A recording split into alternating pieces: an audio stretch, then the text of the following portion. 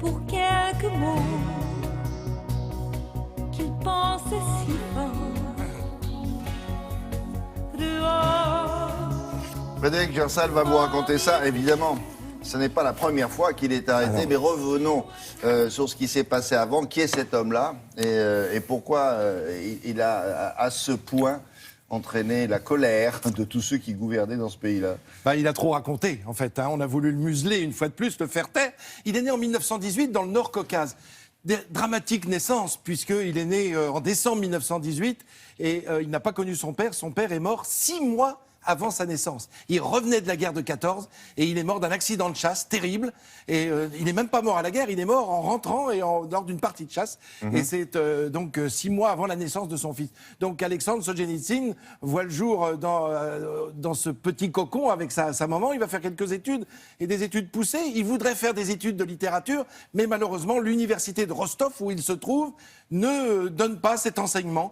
Donc il va faire des mathématiques, il va devenir professeur de sciences. Ah bon? Et la littérature, évidemment, c'est son dada. Alors, il prend des cours par correspondance. Il apprend l'anglais. Dès ses premières années, il apprend l'anglais. Ce qui fait qu'il parlera anglais. Voilà pourquoi, quand il sera aux États-Unis, il aura une facilité de contact, évidemment. On voit des photos où il est jeune. Alors, vous le disiez, il a été déjà enfermé, notamment en 1945. Alors, pourquoi, à l'époque, en 1945, je ne sais pas quel âge il avait à cette époque-là, mais pourquoi il est enfermé, déjà? Alors, en 1945, tout simplement parce que la censure de l'armée rouge a ouvert ses courriers. Et il écrit à un de ses amis dans l'un de ses courriers, alors qu'il participe à la guerre. Il a été décoré en 1943, en 1944. Et il décrit la direction que prend Staline. C'est-à-dire qu'il trouve que Staline n'est pas un bon chef de guerre, qu'il ne mène pas le pays là où il faut. Donc, évidemment, la censure, en ouvrant ce courrier, arrête non seulement le correspondant, mais aussi celui qui a écrit. Et, donc, ça vaut de la prison. Ah, ben oui, parce qu'on est en pleine Seconde Guerre mondiale. Et on l'envoie 8 ans. Non, mais c'est ça qui est terrible. 8 ans. 100 ans, c'est pour avoir écrit ça, il s'en prend pour 8 ans. Absolument. Lui, et puis celui qui reçoit le courrier. Et quand il s'en prend pour 8 ans, c'est une prison normale ou c'est le goulag? Non, c'est le goulag, c'est-à-dire les camps de travail. Alors n'oublions pas que ce mot goulag, qui s'écrit G-O-U-L-A-G, c'est en fait un acronyme, parce que ces lettres signifient que c'est la direction de tous les camps. Le goulag ne désigne pas un camp précis, ni un lieu précis, mais ces camps de travail forcés. Et ça se trouve en général très au nord de l'Union soviétique. Oui, ça pourrait direction générale des camps pourris. Voilà, absolument, des camps pourris, absolument. Vous avez tout à fait raison. Et il va rester là 8 ans, de 1945 à 1953. Et quand il sort, il continue ou pas? Alors,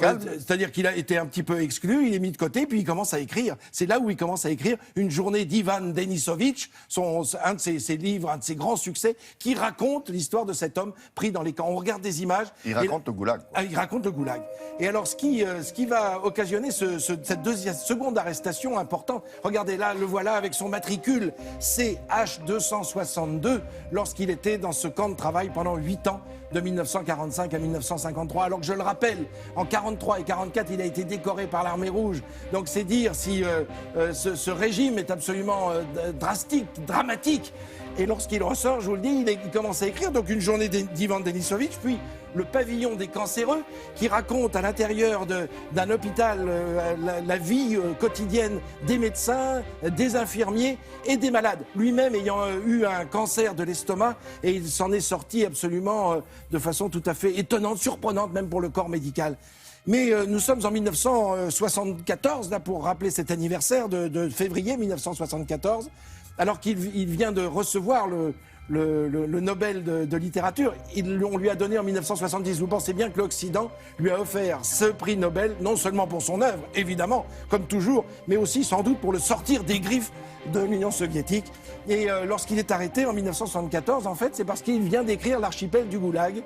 C'est sorti discrètement. Il avait écrit ce livre dans les années 60 sur des toutes petites morceaux de papier, des petites feuilles qu'il enterrait les unes après les autres dans les jardins des amis pour être sûr que ce soit caché. Vous savez, ça rappelle un petit peu ces papiers laissés par tous ces gens dans les camps de concentration nazis qui enterraient ces feuilles dans la terre pour que ce soit la terre qui puisse raconter au monde après. Eh bien, c'est un petit peu cela. Et là, il a réussi par des amis à faire sortir le texte de l'archipel du Goulag jusqu'à Paris, où là, il y a un éditeur qui avait les machines nécessaires pour écrire en cyrillique, parce que ça aussi, c'est une orthographe, c'est un alphabet typique des Slaves, et il était nécessaire de trouver cela à Paris.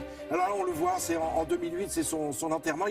Il est inhumé dans un monastère orthodoxe, d'où la présence de tous ces popes. Mais quand il est arrêté, là, en février, oui. 74, il le vire pour le coup. Alors voilà, il est arrêté, alors il est arrêté pour crime de sûreté contre l'État, et il est persuadé mais ils ne le remettent pas en prison. Être condamné à mort presque. Hein. Oui, mais enfin il est prix Nobel. Il est prix Nobel, et le lendemain, il reçoit, c'est-à-dire moins de 12 heures après son arrestation, on le met dans un avion, il est déchu de la nationalité soviétique, c'est-à-dire qu'on lui retire son passeport, et il part en direction de Zurich. C'est sa famille, c'est-à-dire sa femme, sa seconde épouse et ses 4 enfants. Ça, c'est la première étape de l'exil. Oui, avant de partir aux États-Unis. Avant de partir aux États-Unis, on a vu des images. Et il y rentrera en Union soviétique, devenu Russie en 1994.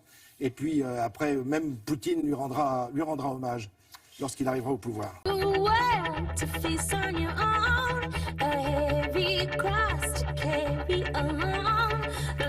Sauf que ce week-end, il y avait du derby dans l'air, comme on dit. Exactement. Enfin, il y avait deux belles affiches de football hier soir. Il y avait ce fameux derby du Rhône entre Saint-Etienne et Lyon. Alors ça a été chaud, comme d'habitude. Il y avait aussi la finale de la CAN. William, c'est la Coupe d'Afrique des Nations. Ouais. On regarde le derby Allez, les images, c'est parti. Regardez d'abord ce peuple vert, le chaudron de Geoffroy Guichard, qui est en fusion après un derby dominé, évidemment, par Saint-Etienne hier soir. Ça a duré de longues minutes. Et c'est aussi ça, le foot. C'est cette communion, c'est sympa. Alors, tant que c'est comme ça, ça va. Exactement. Regardez le derby donc entre Saint-Etienne et Lyon. Derby tendu avec cette faute de défense. Et puis des verts intenables. Et ce but très vite de Monet Paquet. On joue la 9e minute. Ce but qui fait exploser à nouveau le stade. Vous avez vu cette marée verte qui descend? C'est beau, hein? Ouais. Alors, Saint-Etienne survolté qui inscrit un deuxième but dans la foulée. On joue cette fois la 22e minute. Ça fait 2-0. Lyon est KO. Évidemment, le match est plié. Il y aura 2 Lyonnais expulsés quand même dans ce match. Hier soir, Saint-Etienne a remporté son 3e derby à domicile. Et ce matin, les Verts sont 6e, Lyon 5e. Et ils sont contents. Allez, du football toujours avec la finale de la CAN. Ouais. Regardez-les, la Coupe d'Afrique des Nations, un 5e trophée pour ces Camerounais. Ça vaut bien un petit bisou, voire 2 bisous. Le Cameroun qui a pourtant été mené par l'Égypte dans ce match après ce but d'El Neni. On joue à ce moment-là la 22e minute. C'est bien parti pour les Égyptiens, ils sont contents. Les Pharaons sont forts aussi. Exactement, mais ça ne va pas durer, hein, puisque le Cameroun égalise ici par Nkoulou, 59e minute. Le match, il est relancé, vous imaginez bien. La dynamique, elle a changé de camp, la preuve, avec ce but splendide signé Aboubacar. Le voici. Oh là là. Il est beau celui-là, hein, et je vous le remonte pour le plaisir. Le Cameroun qui est donc champion d'Afrique, et c'est un titre qui intervient 15 ans après son dernier titre. Et du coup, il le fête. Bon, ça c'est pour le foot. Qu'est-ce qu'on a d'autre? Du tennis, avec une belle performance pour une Française. Hier, elle s'appelle Kiki dans le tennis, c'est son surnom. Kiki, parce que Kristina Mladenovic, elle a remporté son premier gros titre hier. Regardez, c'était en Russie. La rage de cette Kiki Mladenovic qui a souffert hier à Saint-Pétersbourg pour remporter sa plus belle victoire sur le circuit, donc cette jolie coupe. À 23 ans, la Française, elle a battu la Kazakh Putintseva, mais il lui a fallu quand même 3-7 et puis surmonter aussi son stress, hein, parce qu'elle l'a emporté, William, après 5 balles de match. Et pour gagner au tennis, vous le savez, il ne faut pas trembler. La preuve avec ce match. Le voici. Ouais. Allez, la rage aussi de cet homme, vous le connaissez, hein, c'est Renaud Lavillenie. Alors il est en meeting chez lui à Clermont-Ferrand parce qu'hier, il a la rage parce que rien n'a fonctionné pour lui. Il a juste pu sauter cette barre à 5,71. Évidemment, c'est loin, c'est très très loin des 6,14. C'est son record en salle, 6,14. Et le vainqueur, c'est lui, c'est le Canadien Sean Barber, auteur d'un saut à 5,83. Lavillenie qui termine seulement 6e, petite déception. C'est toujours le même rival, non? C'est le rival canadien, c'est le Brésilien qui avait gagné au JO à Rio. Allez, dernière image de rugby pour vous dire que le Pays de Galles est en tête destination ce matin après sa large victoire sur l'Italie. Voici le 3e essai gallois. Le Pays de Galles vainqueur 33-7. La France, ce matin, William, qui est seulement 4e du tour à destination. Il va falloir gagner la semaine prochaine. Et ça se passe où la semaine prochaine? La France ici, non? C'est la France à domicile, pour son 2e match dans le tour à destination. Et on termine avec le Super Bowl, évidemment. Sophie en parlait tout à l'heure dans le journal. La finale qui a été suivie quand même par plus de 100 millions de téléspectateurs américains. Ça fait rêver, 100 millions de téléspectateurs. Regardez, ça commence toujours par un show. Cette fois, c'est Lady Gaga qui a enflammé le stade de Houston. Ça se passe à Houston, elle a mis l'ambiance, Lady Gaga. Bon, comme d'habitude, c'est très scénique, c'est joli, hein, regardez. C'est plutôt pas mal. Et c'était pas mal aussi sur le terrain avec une affiche qui opposait les Atlanta Falcons aux New England Patriots. Alors, c'est un club qui est dans la région de Boston, les New England Patriots. Et ce sont eux qui l'ont emporté après prolongation et une remontée de 25 points. Ils sont donc champions. Et puis dernière image avec ces freerides, ça se passe aux Arcs. Le but, c'est évidemment de skier. Ça, c'est Tournon là qui fait des. C'est ça, des c'est blagues les images avec de les Greg, potes, là. effectivement, qui les a données avec ces endroits. Il va se prendre un caillou, lui. Impossible. Donc c'est risqué, évidemment. Il ne faut pas faire ça hein, si vous êtes au ski Non, ne le en ce faites moment. pas dans votre salon. N'imitez pas ça. Regardez, c'est joli et ça suffit. Merci beaucoup Jean-Sébastien. À plus tard. On enchaîne maintenant avec l'actualité de l'emploi. Ce matin, Sophie Pignal va vous présenter une association qui a pour vocation de soutenir des femmes qui ont un peu plus de 45 ans. Et dans leur démarche, c'est pas toujours facile quand elles cherchent un emploi ou quand elles veulent créer leur propre activité. Son nom, c'est Force Femmes pour cette association-là. C'est tout un programme. Regardez.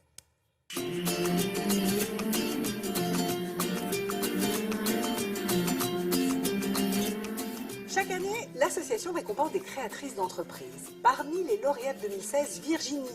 Elle a développé un concept de cuisine sans la moindre trace de gras. Bonjour, je suis ravie de vous recevoir pour donc un atelier No Fat Food. On va faire des petites papillotes de crevettes aux choux et aux petits légumes. J'ai décidé de vivre de la cuisine, de me lever tous les matins et de faire une profession que j'aime. Vous savez tous à quoi ressemblent tous ces légumes? Oui. La différence entre le navet et le rutabaga, par exemple. J'ai créé mon entreprise il y a 2 ans. Je fais des ateliers de cuisine et j'écris aussi des recettes. Je fais des repas sur mesure, surtout pour des gens qui sont au régime, soit un régime alimentaire diététique, soit un régime alimentaire parce que trop de cholestérol, de diabète ou autre. Et en fait, je nourris donc ces personnes au quotidien. J'ai un client qui est végétarien, donc je vais préparer des légumes avec des bouillons, boulgour, de quinoa et d'épeautre. Donc là, on est sur du gluten-free. Chaque année, depuis 5 ans, nous avons organisé un prix de la créatrice qui récompense des projets qui nous séduisent. Virginie a été sélectionnée sur dossier et puis après elle était dans les 10 finalistes. Elle nous a immédiatement convaincus par son élan, par ses tripes, son enthousiasme à communiquer son projet et puis avec beaucoup d'intelligence, beaucoup de détermination, beaucoup de sens commercial aussi, ça nous a largement convaincus. On part à la cuisson. Grâce au prix de la créatrice, Virginie a reçu la somme de 10 000 € et elle va être accompagnée dans son développement pendant au moins 6 mois par l'association Force Femmes. Préalablement, quand un nouveau client m'appelle, je pose toujours la question des légumes qu'ils aiment, ce qu'ils aiment avant tout. C'est absolument essentiel quand on a un projet de création d'entreprise de se faire accompagner. Vous savez, dans la création d'entreprise, le démarrage c'est une chose, mais c'est quand même pas une fin en soi, il faut durer. Comme on a eu le prix, on a un accompagnement sur mesure. C'est une grande chance. Nous allons passer à la cuisson des aumônières, donc on va les laisser, je sais pas, 2-3 minutes. Il y a 700 créations d'entreprises qui ont été effectuées par des femmes accompagnées chez Force Femmes depuis 10 ans maintenant. Et on a été très heureuse de découvrir que dans 85% des cas, au bout de 3 ans, elles sont soit en activité avec leur projet, soit elles ont retrouvé un emploi. Donc ça fait 85% de sorties positives. Pour nous, c'est très encourageant. L'association Force Femmes dispense aide et conseils via son site internet. Elle est également présente dans 11 villes en France. C'est quand même beau, non? Ça fait envie. Très. Bravo.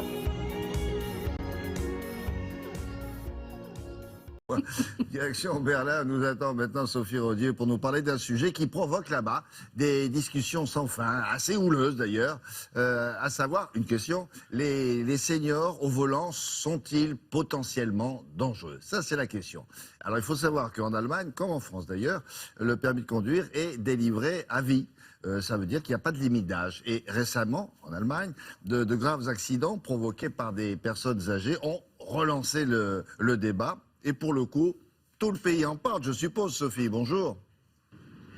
Bonjour à toutes et à tous. La conduite des seniors, c'est effectivement un sujet qui provoque des débats passionnés en ce moment en Allemagne. Pour vous donner une idée, les conducteurs de plus de 75 ans ont provoqué 15 000 accidents de la route en 2015 et c'est important. Alors à Berlin, cela inquiète les autorités car elles craignent que ces statistiques augmentent encore dans les prochaines années. Il faut savoir que dans l'Union européenne, l'Allemagne a la plus forte proportion de personnes âgées avec l'Italie.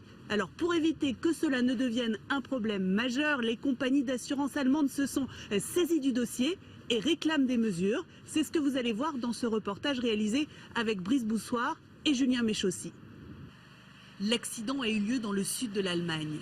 En pleine nuit, une conductrice âgée de 72 ans s'engage à contresens sur cette autoroute verglacée. Il y a 2 morts. Les accidents de la route causés par des conducteurs âgés se multiplient en Allemagne.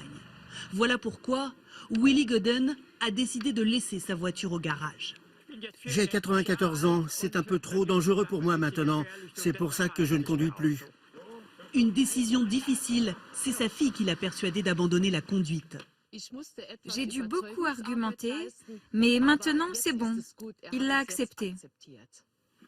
Désormais, Willy Godden préfère se faire conduire par son ami, âgé lui de 87 ans. En Allemagne, quand un senior est impliqué dans un accident, il est responsable 3 fois sur 4. Un constat qui pousse ce conducteur âgé à limiter ses trajets. Ça va encore très bien, mais j'évite les grands trajets. La conduite de nuit ou quand il y a de la neige ou du verglas. Là, je préfère rester à la maison. En Allemagne, il y a de plus en plus de seniors, donc forcément, de plus en plus de conducteurs âgés. Alors ici, les compagnies d'assurance ont décidé de réagir. Elles veulent imposer un test de conduite aux plus de 75 ans. Nous aimerions que les conducteurs âgés passent un test de conduite en auto-école. Et nous voulons que ces seniors respectent les recommandations données par le moniteur. Tests de conduite, mais aussi examens médicaux. Les assureurs demandent la levée du secret médical et souhaitent que les médecins puissent signaler aux autorités si un patient n'est plus apte à prendre sa voiture. Alors la question c'est comment ça se passe dans les autres pays européens? Est-ce que la législation est plus contraignante, Sophie? Alors à part en France et en Allemagne où aucun test n'est préconisé pour les conducteurs âgés, la réglementation est beaucoup plus stricte chez nos voisins européens. La plupart d'entre eux imposent déjà des tests réguliers à leurs conducteurs âgés, des tests pratiques ou des examens médicaux comme par exemple aux Pays-Bas à partir de 75 ans. Au Danemark et en Finlande, c'est à partir de 70 ans. Les Grecs, eux, sont encore plus sévères avec un test à partir de 65 ans. Alors, en Allemagne, même si tous les experts sont d'accord pour dire que les conducteurs âgés peuvent représenter un danger, pas sûr que le gouvernement franchisse le cap. Les élections législatives ont lieu en septembre prochain. Et ici, un tiers des votants est âgé de plus de 60 ans.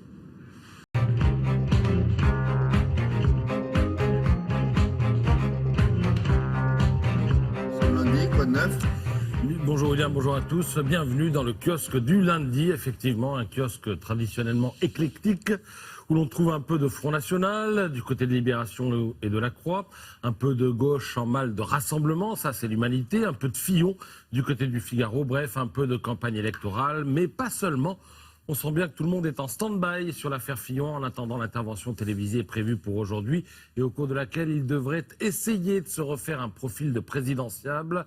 Sauf que ça n'est pas gagné d'avance si l'on en croit le dessin de Willem qui, dans Libération, met en scène un homme en charpie. Alors sur le fond de cette affaire, certains noteront que les lignes ont un petit peu bougé.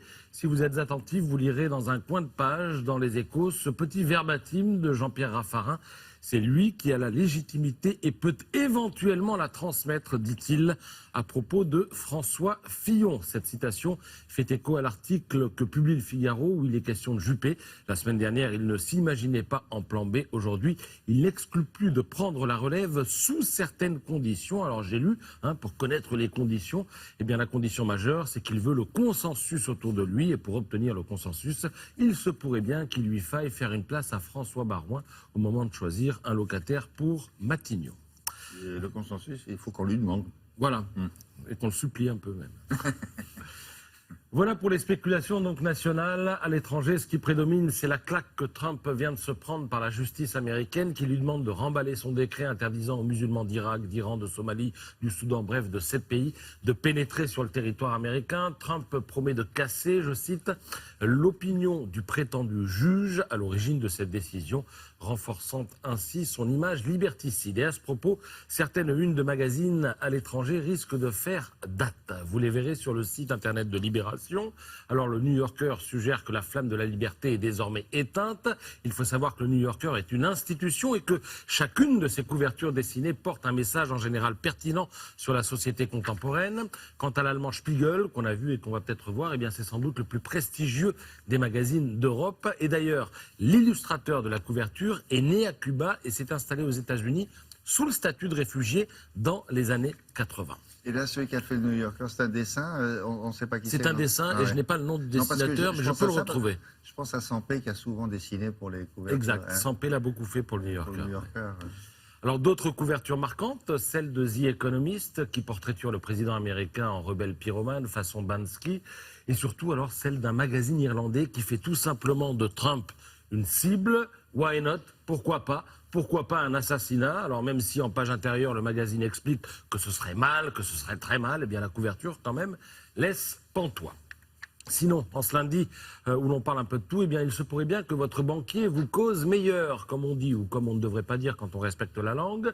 Que se passe-t-il? Eh bien, il se passe qu'à partir d'aujourd'hui, vous allez pouvoir changer de banque sans en passer par une ribambelle de modalités administratives assommantes. Jusqu'à présent, quand on changeait de banque, il fallait lister à la main toutes les entreprises qui effectuaient des opérations sur votre compte. Un enfer, et 4 clients sur 10 d'ailleurs abandonnés lors de cette étape. À partir d'aujourd'hui, il vous suffira d'ouvrir un compte dans la banque de votre choix, d'y signer ce qu'on appelle un mandat de mobilité bancaire, vous donnez un RIB et la nouvelle banque s'occupe de tout, et notamment du transfert de vos virements et de vos prélèvements, à commencer par ceux qui concernent votre téléphone portable. Alors pourquoi je parle de ça? Eh bien parce que c'est aujourd'hui la journée sans smartphone. Ah bon? Vous lirez dans le Figaro l'effarement des ados à qui on annonce la nouvelle. Réaction d'Inès, 14 ans, journée sans portable. Ma vie est finie, tout simplement. Voilà. On a beau chérie, sinon ne faites pas ça. Et ça va durer 3 jours en plus. Hein. Aujourd'hui, demain, après-demain. Enfin, en théorie. Mais ils vont être malades, il va y avoir des absences dans les collèges. Oui, il va y avoir des problèmes. Alors, il y a des journées sur tout maintenant, hein, oui, sans sûr. téléphone portable, contre ceci, contre cela. Moi j'attends impatiemment la journée de la journée, parce que celle-là n'existe pas. La journée de la journée. Merci beaucoup. Mais d'abord, les 4 vérités, Caroline Roux reçoit ce matin Nicolas B. Oui, Nicolas B, secrétaire général du Front National, député européen. Hier, Marine Le Pen a lancé officiellement sa campagne à Lyon avec des sondages qui la mettent en tête au premier tour. C'est surtout un combat qu'elle mène contre elle-même pour tenter de rassurer sur sa personnalité et sur son projet.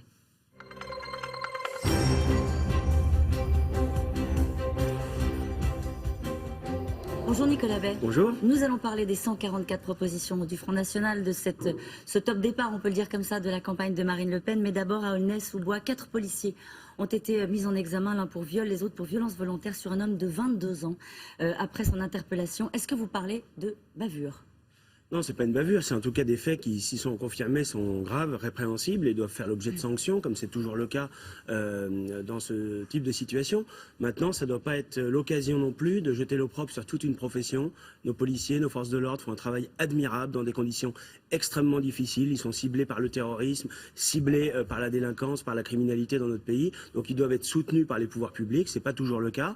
Et puis ça ne doit pas non plus être le prétexte pour que la racaille déverse sa haine de la France, déverse sa haine de l'ordre républicain, comme ils l'ont fait samedi soir, en incendiant des voitures, en incendiant des abribus. Donc il faut faire preuve d'une absolue fermeté, rétablir l'ordre en toutes circonstances. Et c'est vrai que le pouvoir socialiste, comme la droite précédemment, a été totalement défaillante en la matière. Pourquoi dites-vous que ça n'est pas une bavure ? Je dis simplement que ce sont des faits qui sont, s'ils sont confirmés, sont graves, sont répréhensibles, mais encore une fois, ça ne doit pas être considéré comme résultant d'ordre qui aurait été mal appliqué, et ça ne doit évidemment pas jeter encore une fois l'opprobre sur toute une profession. Marine Le Pen a parlé de tolérance zéro en matière de sécurité ce week-end. Est-ce que cela s'applique aussi aux forces de l'ordre ? Oui, bien sûr, mais je crois qu'il faut bien considérer que nos forces de l'ordre font un travail remarquable et qu'ils doivent faire l'objet d'un soutien effectif des pouvoirs publics. On a effondré leurs effectifs, ça c'est François Fillon et Nicolas Sarkozy. On a effondré les moyens dont ils disposent pour mener à bien leur mission. Aujourd'hui, il faut appliquer la tolérance zéro à l'égard de la délinquance, de la criminalité, et puis il faut rétablir la chaîne de la sanction. C'est-à-dire faire en sorte que celui qui commet un délit ait la certitude d'être traduit devant les tribunaux, qu'ensuite il soit sanctionné à hauteur de ce que prévoit le code pénal, et qu'enfin sa peine soit effectivement purgée. C'est pas le cas aujourd'hui. Avec les lois Dati et Taubira, eh bien, ceux qui sont condamnés à des peines inférieures à 3 ans de prison ferme, voire 5 ans de prison ferme, eh bien, ils ne sont pas incarcérés. Et évidemment, ils ont non seulement un sentiment, mais une réalité, c'est une impunité totale. Donc tolérance zéro pour les délinquants, mais tolérance zéro aussi pour les policiers. Oui, bien sûr, mais encore une fois, qu'il y ait des policiers qui se comportent mal de façon très limitée, très marginale, ça peut arriver. Mais nos policiers ont besoin du soutien très clair des pouvoirs publics. Ils font un travail extrêmement difficile, dans des conditions souvent extrêmement pénibles, y compris sur le plan matériel. Alors, le projet de Marine Le Pen, donc elle était en meeting hier à Lyon, elle a levé le voile sur donc 144 mesures. Il fut un temps où tout le programme économique reposait sur un point essentiel de votre projet, la sortie de l'euro. Là, les choses sont reformulées d'une drôle de manière. Alors, pardonnez-moi de prendre le temps pour les téléspectateurs de lire ce matin. Il faut attendre le 34e point pour apprendre que Marine Le Pen veut soutenir les entreprises françaises face à la concurrence internationale déloyale par la mise en place d'un protectionnisme intelligent et rétablissement d'une monnaie nationale adaptée à notre économie. Pourquoi c'est si important de jouer sur les mots ? Non, il ne s'agit pas de jouer sur les mots.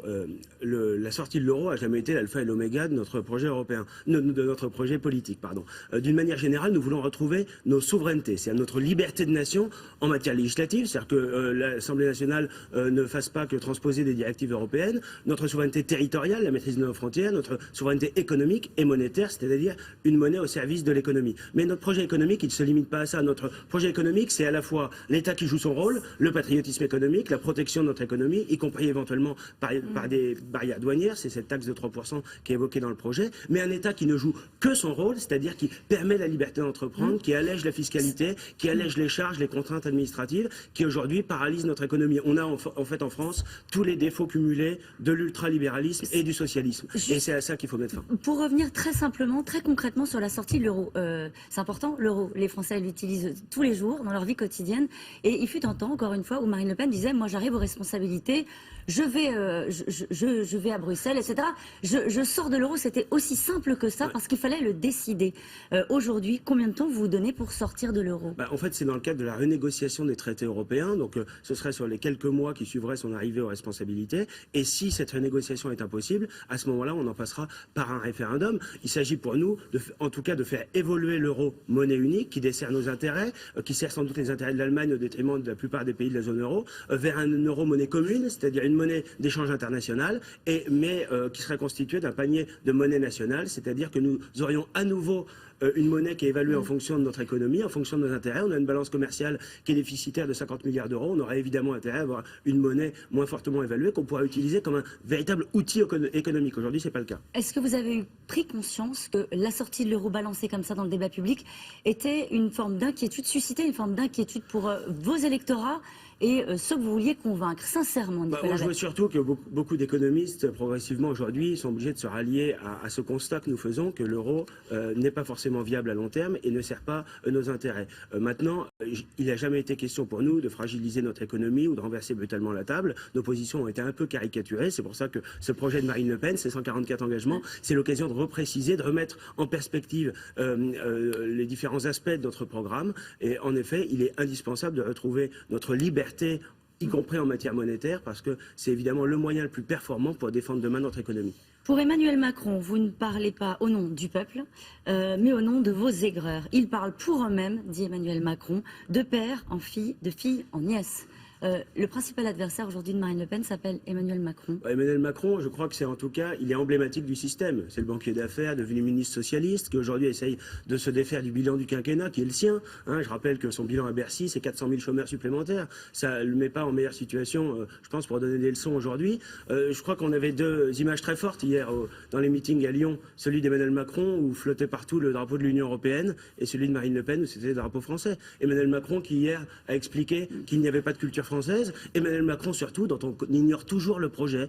Il a fait une dizaine de meetings déjà. On ne sait toujours pas ce qu'il pense sur l'immigration. Ça lui réussit plutôt bien dans les sondages. Je ne suis pas sûr. Je crois qu'il bénéficie d'abord peut-être d'un phénomène de curiosité, mais je ne suis pas sûr que ça se traduise dans les urnes. Mais il est surtout emblématique d'un projet politique ultralibéral, mondialiste, aller toujours plus loin dans l'Union européenne, aller toujours plus loin dans la dérégulation, dans la suppression des protections et des frontières. Et de l'autre côté, c'est vrai, le projet de Marine Le Pen, c'est-à-dire protéger à nouveau les Français. On attend aujourd'hui un discours vérité de François Fillon. 68% des Français pensent qu'il devrait renoncer à la présidentielle. Et vous, Nicolas Bay ?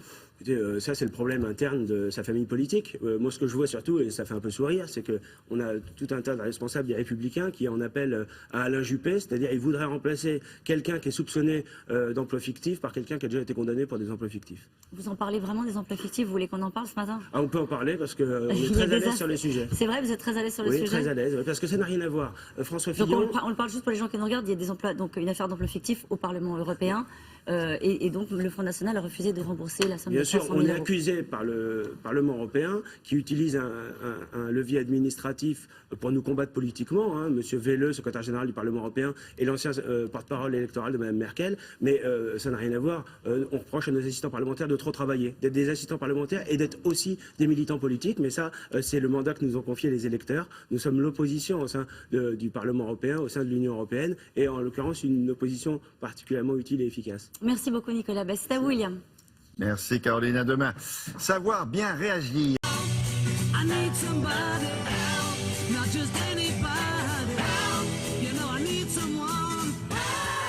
Et oui, help, bien sûr. Alors, il s'agit d'un salon que vous ne connaissez peut-être pas. Ça s'appelle Secours Expo, Secours au pluriel. C'est un salon professionnel. On le découvre. Il a combien d'années d'existence? 2, 3 ans, quelque chose comme ça? Ouais. 3e édition. C'est un salon qui est réservé aux professionnels. Donc, a priori, le grand public n'y a pas accès, sauf ceux qui veulent effectivement en faire une profession. Par exemple, les lycées professionnels peuvent se rendre sur place. Mais c'est un salon qui regroupe tous les organismes concernés par ce qui est premier secours, par les premiers gestes de secours. Alors vous trouvez la police, vous trouvez la gendarmerie, vous trouvez les sapeurs-pompiers, les ambulanciers, la Croix-Rouge, vous voyez, tous ces organismes auxquels on pense quand on a besoin de secours. C'est des formations et du matériel. Exactement. Matériel, nous, non, mais nous, je dirais, les non-professionnels, on aimerait bien des formations peut-être. Mais tout à fait, parce que, enfin, si j'osais, je dirais nous sommes nuls. Disons que nous sommes un peu incompétents en la matière. Quand je dis nous, c'est bien sûr le grand public. Je ne parle pas des professionnels. Mais nous, quand nous avons un problème, on ne sait pas toujours quels sont les premiers gestes qui vont sauver. Nous sommes désarmés, nous n'avons pas la connaissance, nous n'avons pas la formation.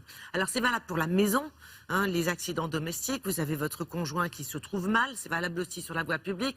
Par exemple, le principe de l'arrêt cardiaque. Il y en a 50 000 en France par an, 50 000 arrêts respiratoires. Alors tout le monde ne décède pas, bien évidemment, et bien heureusement.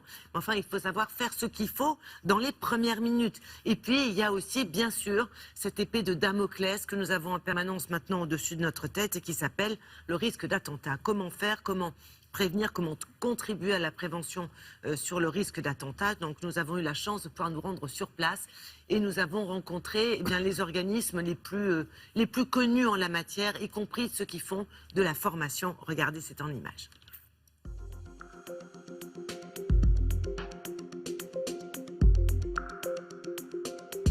Le risque d'attentat a poussé la population à venir se former au premier secours, à s'initier aux gestes qui sauvent dans les associations et chez les sapeurs-pompiers. La Croix-Rouge française, son credo, c'est vraiment la formation du grand public à tous les âges. Donc on est dans une approche très pédagogique et intuitive qui correspond au public. Et on va donc dérouler un certain nombre de choses comme la protection, l'alerte, le traitement des brûlures, des plaies, les hémorragies, l'arrêt cardiaque et l'utilisation des défibrillateurs. Quand quelqu'un est en arrêt cardio-respiratoire, il faut agir tout de suite, procéder au massage cardiaque. Chaque minute compte. Dès la première minute, le cerveau, le cœur qui ne sont pas irrigués peuvent entraîner des séquelles graves pour la personne touchée par cet arrêt cardio-respiratoire.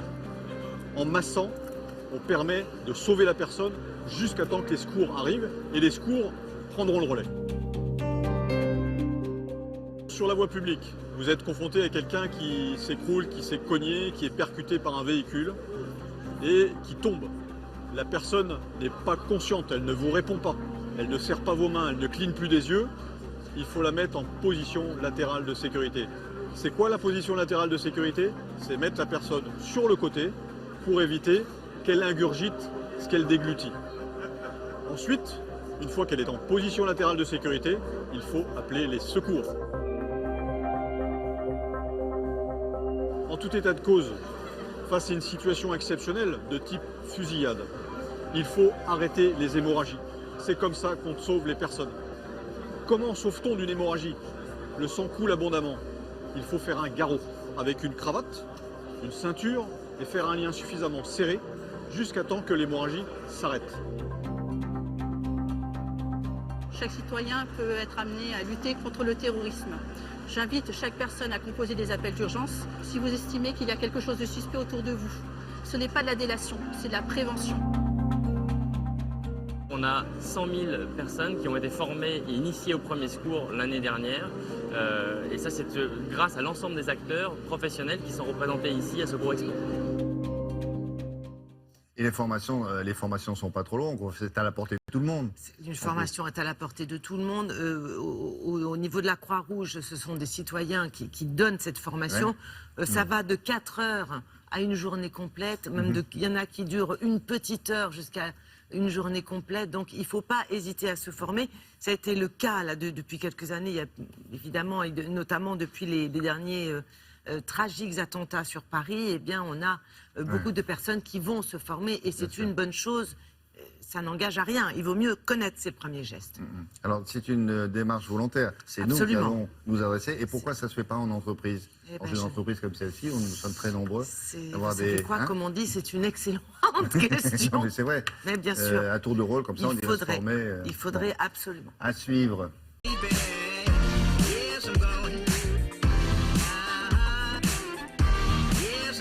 Dans l'actualité de la santé, ce matin avec Christelle Balestrero, quelque chose qui nous concerne tous, quel que soit notre âge, quel que soit notre sexe. Alors, on a longtemps cru qu'à partir de 25 ans, quand on perdait des neurones, on nous disait ça à l'époque, vous les perdez, ben vous les retrouverez jamais. Oui, mais vous en avez suffisamment, plusieurs millions de millions. Bon, très bien, on a cru ça pendant longtemps. Mais qui c'est qui a eu cette idée-là et qui c'est qui a eu l'autre idée contraire? Tout le monde, les neurobiologistes du début du siècle dernier étaient persuadés qu'on avait un capital neurones à la naissance et que ce capital neurone déclinait et qu'on ne pouvait pas fabriquer de nouveaux neurones. D'ailleurs, il y a un prix Nobel de médecine en 1906 qui a justement été récompensé pour ses travaux sur le sujet. Bon, il s'est bien trompé et c'est tant mieux, la science évolue. Maintenant, grâce à des techniques d'imagerie très pointues, eh bien, on a pu identifier des zones du cerveau qui arrivaient à fabriquer de nouveaux neurones. Et la bonne nouvelle, c'est que ces nouveaux neurones, eh bien, sont encore plus actifs que les anciens. Ils arrivent à avoir plus de connexions. Attendez, on peut les fabriquer à n'importe quel âge? On les fabrique à n'importe quel âge. Il y a une aire du cerveau très importante, une petite aire du cerveau très importante qui est impliquée dans la mémoire. Eh bien, on sait, c'est l'hippocampe, on sait qu'à 50 ans, les neurones de cette petite aire du cerveau sont totalement constitués, sont totalement nouveaux. Ils ont été constitués à l'âge adulte. C'est vous dire que pour la mémoire, c'est quand même une bonne nouvelle. Alors la question qui se pose, c'est comment fabriquer de nouveaux neurones? Comment pousser cette fabrication, booster cette... Ah oui, comment faire? Pousser à la fabrication. Pousser à la fabrication. Alors, quoi, ça... Nous mettre dans des bonnes conditions pour fabriquer de nouveaux neurones. Alors justement, nous avons eu la chance d'être invités dans un laboratoire très particulier de l'Institut Pasteur. Nous sommes allés avec notre caméra. Il y a des chercheurs qui depuis des années planchent sur le sujet. Et aujourd'hui, la bonne nouvelle, c'est qu'ils sont capables de nous donner les règles. Les règles d'hygiène, la nutrition, beaucoup la nutrition, le comportement, l'activité physique. Les règles qu'il ne faut pas oublier pour fabriquer de nouveaux neurones. Aujourd'hui, dans le cerveau, on sait qu'il y a un élément majeur de la plasticité cérébrale, c'est la fabrication de nouveaux neurones, ce qu'on appelle la neurogénèse adulte. Cette neurogénèse opère dans deux petites régions du cerveau, une qui s'appelle l'hippocampe, qui est très importante dans la mémoire spatiale, dans la mémoire en général, et une autre qui est le système olfactif. Et grâce à cette découverte, on sait maintenant que le cerveau est capable tous les jours de produire de nouveaux neurones qui vont remplacer des neurones préexistants et établir de nouvelles connexions pour baser et améliorer nos capacités cognitives. Les nouveaux neurones ont une particularité physiologique, c'est qu'ils sont plus excitables et qu'ils ont une capacité plus grande de se connecter avec d'autres partenaires. Depuis quelque temps, les chercheurs s'intéressent à savoir qu'est-ce qui stimule, qu'est-ce qui inhibe la production de nouveaux neurones dans le cerveau. Premier point, on sait que l'activité du cerveau lui-même est très importante pour stimuler la production de nouveaux neurones à l'intérieur. Et en particulier, les étapes d'apprentissage, la recherche de nouveautés dans notre quotidien, dans notre environnement, fait qu'on stimule davantage notre cerveau et qu'on va davantage stimuler cette production de nouveaux neurones. Mais le cerveau vit dans un corps, et le cerveau est aussi capable de ressentir des phénomènes, des hormones, des mécanismes qui sont liés à l'activité du corps. Par exemple, on sait que l'activité physique régulière est capable de libérer certains facteurs qui vont eux-mêmes stimuler la production de nouveaux neurones directement dans le cerveau. Plus récemment, les chercheurs ont même montré que les bactéries qui peuplent notre intestin, ce qu'on appelle le microbiote, Ce microbiote est capable d'influencer notre cerveau et les processus de prolifération cellulaire. Comment ça marche?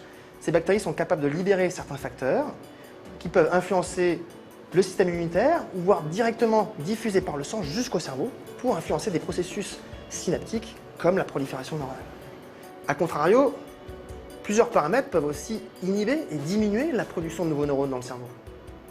On sait en particulier que certaines conditions pathologiques comme le stress chronique, l'anxiété ou la dépression peuvent induire localement des processus chimiques qui peuvent amener à la diminution de la production des nouveaux neurones dans notre cerveau. De même, la prise de certains psychotropes, de certains médicaments, peuvent directement agir sur l'activité du cerveau et donc perturber la production de nouveaux neurones à l'âge adulte. Psychotropes, nuances, substances illicites. Dis donc, ça fait des années déjà qu'on a dit que l'intestin, c'était le deuxième cerveau. Il faut le bichonner alors, il faut le bichonner, mais dans beaucoup de maladies. On parle de maladies neurodégénératives, on parle de cancer même. C'est vraiment important. On parle du deuxième cerveau, notre intestin, mais on sait que cet intestin, les bactéries, des milliards de bactéries qui se baladent dans notre intestin, sont capables de communiquer avec nos neurones et dans les deux sens, ce qui est incroyable. Alors l'idée, effectivement, c'est de favoriser ces bonnes bactéries, qu'elles se plaisent, qu'elles se développent. Ouais. Et pour ça, l'alimentation, c'est vraiment très important. Et il faut savoir qu'il y a des engrais à bactéries. Vous mettez de l'engrais sur ces bactéries et c'est les bonnes bactéries qui se développent, les mauvaises bactéries, elles ne se développent pas. Et c'est vraiment ce vers quoi nous devons tendre dans l'alimentation, c'est-à-dire des fibres non digestibles qu'on n'arrive pas à digérer, qui vont vers ces bactéries et qui, voilà, de l'engrais, tout simplement, ça fait flamber ces bactéries. Les artichauts, elles sont contentes, elles se développent, tout va bien, et donc, justement, ça favorise cette neurogénèse, la multiplication de ces neurones. L'artichaut, l'asperge, la banane, excellente la banane. La salade, chicorée, oignon, endive, topinambour, poireau, salsifis et le son d'avoine. Jusque-là, il n'y a rien de désagréable là-dedans? Non, mais c'est bien. Ce sont les aliments qui en contiennent vraiment beaucoup. Eh bien, ce serait bien, tous les jours, dans notre alimentation, choisir 3 ou 4 de ces aliments. On peut alterner, pour ça fait quoi, 3 de 5, vous en avez une dizaine. Voilà, là. Le son d'avoine au petit déjeuner. Quand vous prenez au petit déjeuner, vous avez vos céréales. Une dizaine sur 5 jours ouvrables, ça fait 2 par jour. C'est pas énorme. Ça va. Et vraiment, vous bichonnez votre intestin. Ce qu'on ne sait pas, c'est à quelle dose. Vous dites, la banane, c'est bon. C'est quoi, la banane, c'est bon? À dose nutritionnelle, 1 par jour. Après, vous pouvez avoir l'artichaut le midi et puis le son d'avoine. C'est ça, c'est le 1 par matin. jour. Voilà, 1 par jour. Ce qu'il faut, c'est mixer tous ces aliments. Alors, ce qui serait bien, vous leur demanderez à vos potes la prochaine fois qu'ils nous donnent des doses. Oui. C'est-à-dire une portion. Non, mais une portion, c'est quoi? C'est un oignon ou c'est 3? Voilà, une portion, ça serait un oignon. 3, ça fait beaucoup. Une banane, un peu de son d'avoine, comme les céréales du petit déjeuner. Un artichaut en entier. Un artichaut en entier, des endives, une portion d'endives. Voilà, le son d'avoine, encore une fois, c'est très intéressant. Je suis pas sûr. Non, mais ça, bon. c'est particulier, ça suffit. Pas mal tout ça. Merci beaucoup.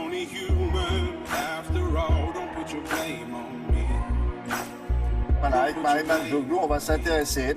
C'est un petit village, ça n'a l'air de rien, comme ça. Il y a des jeunes gens très, très doués en informatique qui tapent sur leur clavier et ils balancent des fausses infos, mais dans le monde entier. C'est incroyable. Comment d'abord on a découvert cette histoire de... C'est un portail américain, en fait, qui a signalé cette forte concentration, parce qu'ils étaient quand même entre 150 et 200, même s'il y en a une vingtaine qui travaillaient vraiment sérieusement. Vous voyez? Donc ce portail a signalé ça parce que ça buzzait tellement que ça a un petit peu bousculé la politique américaine, voire même ça a contribué à la victoire de Trump. Et oui, et oui. Et donc, effectivement, là, ils sont intervenus. Et c'est vrai que cette petite bourgade comme ça, oui, c'est des ados.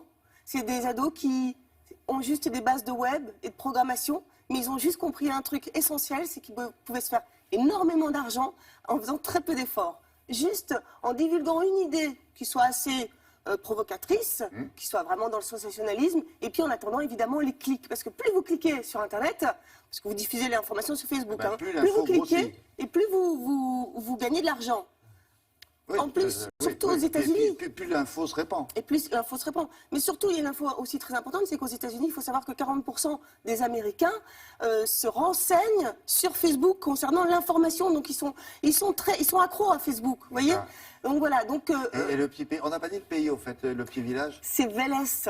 Vélès en Macédoine, exactement. Ouais. Voilà, Une petite bourgade pauvre de à peine 50 000 habitants. Hein. Ils ne sont pas innocents, les gamins de Vélès. Ils sont peut-être plus qualifiés qu'on le croit, c'est? Pas tant que ça, Pas non, tant je que vous ça. assure. Tout ce qu'ils veulent, eux, la politique, ils s'en fichent. Tout ce qu'ils veulent, c'est gagner de l'argent. Certains se sont même fait entre 50 000 et 60 000 euros juste pendant la campagne. Lorsque le portail américain les a dévoilés, ils ont été obligés de s'arrêter, bien évidemment. Mais c'est là aussi où on s'est rendu compte que la désinformation, c'était vraiment un danger.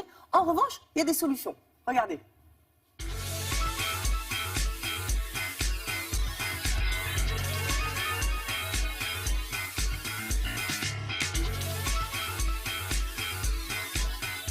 En Macédoine, il y a des faux sites d'actualité qui font du business.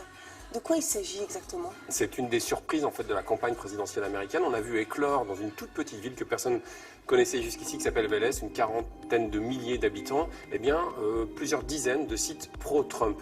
Et ce sont des sites qui, pour beaucoup, colportaient des fausses informations. Il n'y a pas uniquement en Macédoine, on a vu le même phénomène en Géorgie et dans certaines zones reculées des États-Unis. En fait, à chaque fois, ce sont des zones économiquement pauvres. Ce sont essentiellement des gens pas forcément très politisés qui ont tout simplement l'appétit du gain. Quand on a des informations qui circulent bien, on peut mettre de la publicité dessus. On peut gagner plusieurs milliers d'euros très facilement.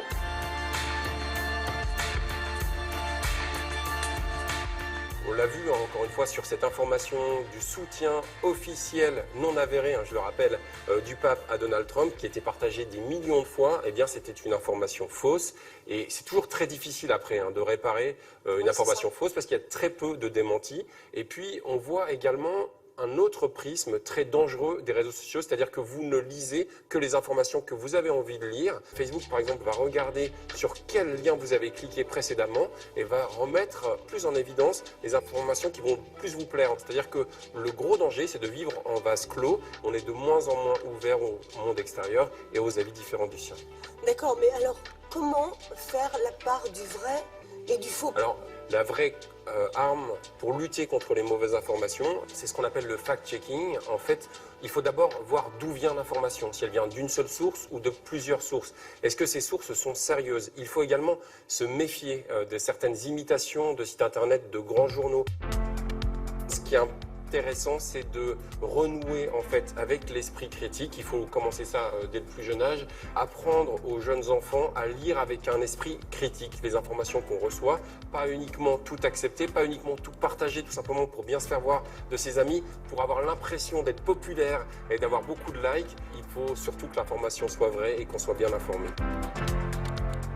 Est-ce que quelqu'un a fait un reportage sur ce petit village en Macédoine pour aller voir ces jeunes gens, disant bonjour les gars? Ouais, alors on a essayé bien évidemment, c'est l'omerta totale.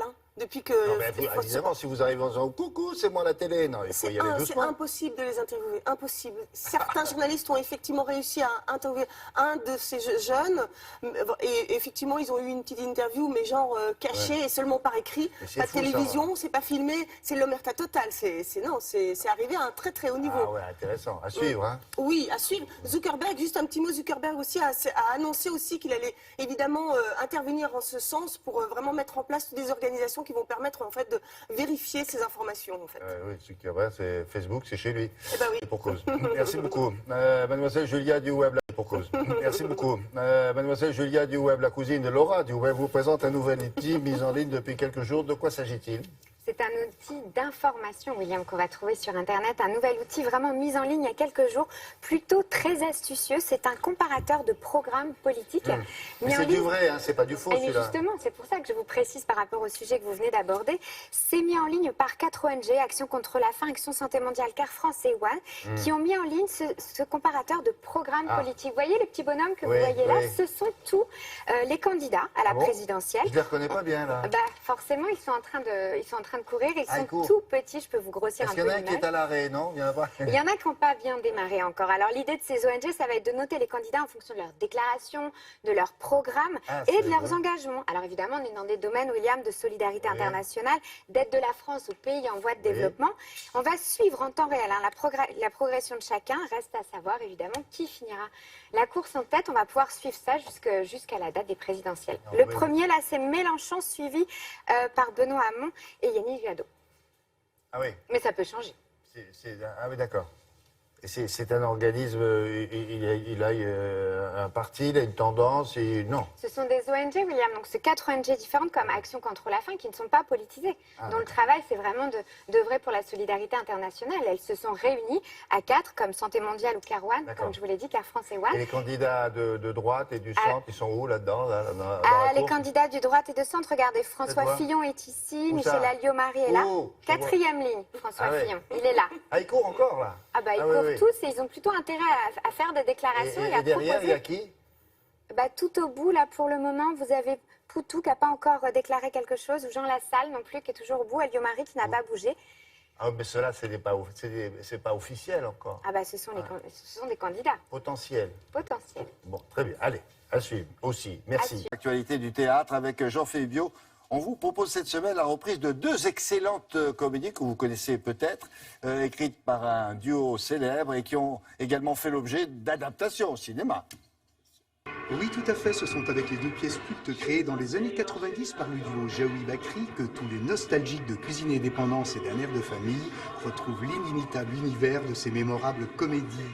En tête des 2 distributions, on y retrouve les excellents Grégory Gadebois et Léa Drucker, aux côtés de Catherine Hegel pour l'une et Laurent Capelluto pour l'autre. Ça se joue en alternance pour l'instant à Paris, dans la capitale, au théâtre de la Porte Saint-Martin, dans une mise en scène signée Agnès Jaoui, bien sûr. Et c'est drôlement bien. Hein? C'est pas de la musique, ça, pour moi. Extrêmement bien faite, elle a un énorme capital. Oui. D'ailleurs, on dirait qu'elle l'a bien compris. Elle investit absolument tout là-dessus. C'est une famille qui, tous les vendredis, se retrouve dans le café d'un des membres de leur famille pour aller dîner au restaurant. Ce jour-là, le problème, c'est que l'épouse d'un des personnages a décidé de s'en aller. La crise va éclater dans le café même. On dirait le chien d'Henri. C'est la même race. Depuis Freddy, j'achète toujours la même race. C'est ma mère aussi qui me l'a offert, là, celui qui marche plus. Cuisine et Dépendance, c'est un dîner organisé entre des amis. Et c'est comment tout ça dérape. Enfin, ouais. Grince. C'est pas dérape, c'est grince. C'est un signe épouvantable. Moi, je sais par exemple que je m'entends pas du tout avec les scorpions. T'es quoi toi déjà? Justement, je suis scorpion. 20 ans après leur création, ces 2 pièces n'ont pas pris une ride. Preuve que Jaoui et Bakri avaient visé juste. Aujourd'hui encore, avec de nouveaux interprètes, la drôlerie de ces 2 histoires trouve toujours son écho salvateur. Ça va une plainte. Toujours de bonne humeur, Caruso. Et le vôtre, il était paralysé aussi? Bien sûr. Oh, mais qu'est-ce qu'elle est sortie? C'est les textes et les situations qui sont drôles, non? C'est d'une grande vérité, d'une grande humanité, d'une très belle observation sur la nature humaine et sur la fratrie, sur la famille. C'est ça qui fait la force de ces 2 pièces. Et une femme ne dit pas de grossièreté. C'est pas moi qui l'ai inventé. C'est pas féminin. C'est repoussant. Si je peux me permettre. On vous a rien demandé à vous. Les spectateurs qui n'ont pas encore vu un air de famille ni au théâtre ni au cinéma, eh bien, ils vont sûrement avoir des petits rendez-vous intimes avec chacun de ces personnages. Vous savez, c'est ça un grand classique. Quel morceau. Elle a l'air gentille, elle fait quoi? C'est une pute? Ah, très bien. C'est exactement ce que je pensais. Quoi? Des professionnels? Non, normal, bénévole. Il y a du plaisir et de la jubilation dans ces 2 recréations au plus juste et au plus près de cette version originelle. Que ce soit avec Cuisine et Dépendance ou Un air de famille, on assiste là à des intenses moments de théâtre portés par de passionnés et passionnants acteurs. Textes percutants et corrosifs, portraits déroutants et toujours terriblement crédibles. Oui, tout est réuni là dans ces pages de vie qui traversent la scène comme on traverse le temps. C'est à voir ou à revoir au plus vite. Bon théâtre à tous, à très bientôt. À la semaine prochaine.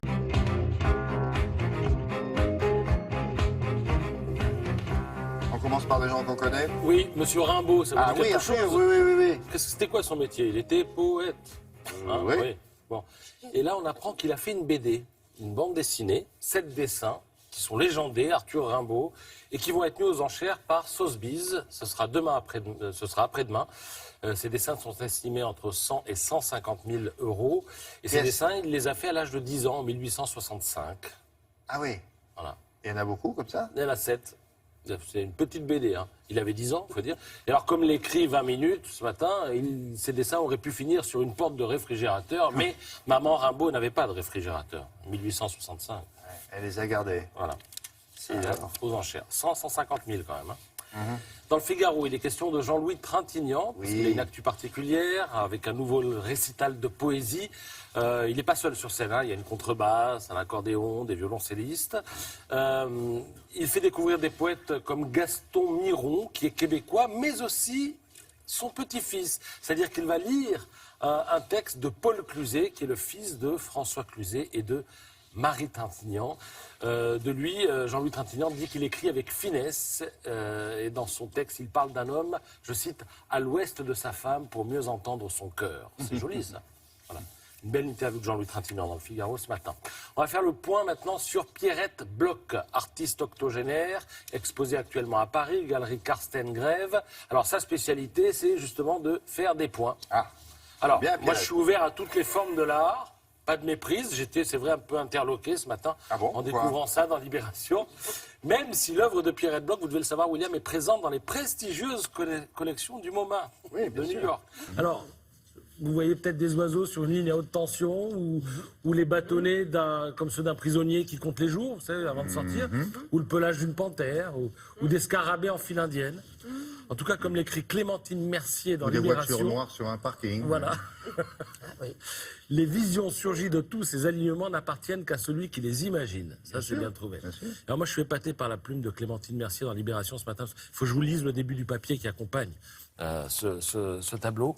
Il pourrait presque passer inaperçu, fragile et réservé, parfois noir, parfois blanc, souvent rangés en ligne. Les points de Pierrette Bloch finissent par entamer une sarabande pour peu que l'on prenne le temps de les regarder attentivement.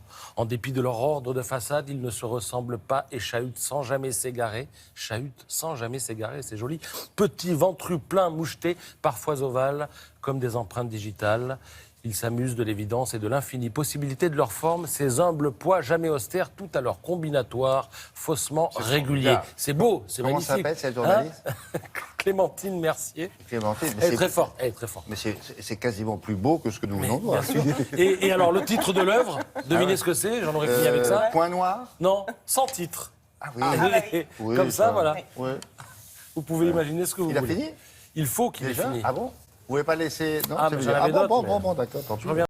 Julia a des choses à vous dire. Il paraît que ça fait le buzz en ce moment. C'est une annonce immobilière. C'est peut-être très glamour, ça.